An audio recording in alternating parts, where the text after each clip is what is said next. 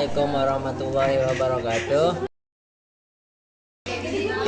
Di sini saya akan menjelaskan akibat pendudukan Jepang di Indonesia. Akibat pendudukan Jepang di Indonesia itu menyebabkan berbagai hal, ada yang positif yang ada juga yang negatif. Dan itu menyebabkan berbagai perubahan di dalam banyak bidang, seperti bidang politik dan bidang sosial budaya.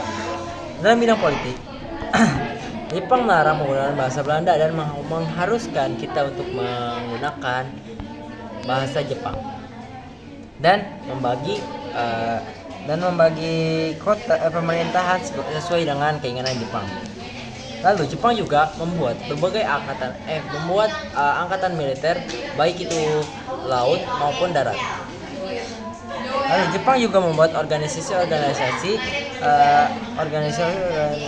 dengan maksud sebagai alat propaganda. Tetapi rencana itu gagal dan malah organisasi tersebut berjuang untuk Indonesia. Kebijakan politik Jepang yang sangat keras itu membangkitkan semangat perjuangan rakyat Indonesia, terutama kaum nasionalis, untuk segera mewujudkan cita-cita mereka, yaitu Indonesia merdeka. Saya di sini akan menjelaskan tentang pendudukan Jepang di Indonesia di bidang sosial budaya. Guna pembiaya perang pasif, jangan menggerakkan semua tenaga kerjanya.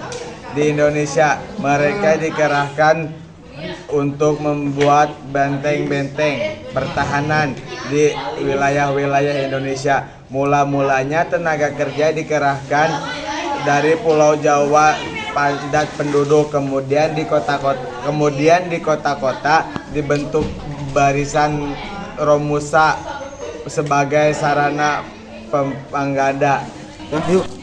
Propaganda bangsa Jepang ke negara Indonesia lebih banyak dan sekarang lebih ke desa-desa, untuk semua desa-desa membuat romusha dan panitia pengertian disebut dengan romusha koyokai yang ada di setiap daerah.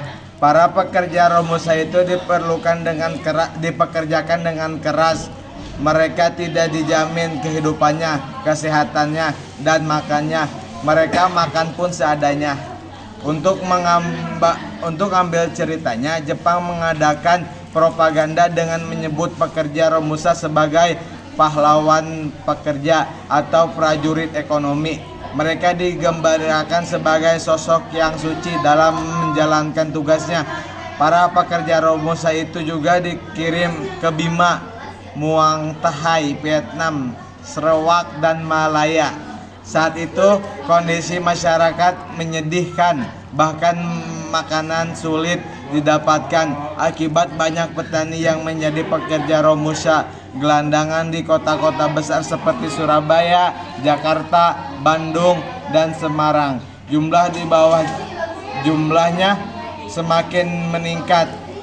Tidak jarang mereka mati kelaparan di jalan atau di bawah jembatan.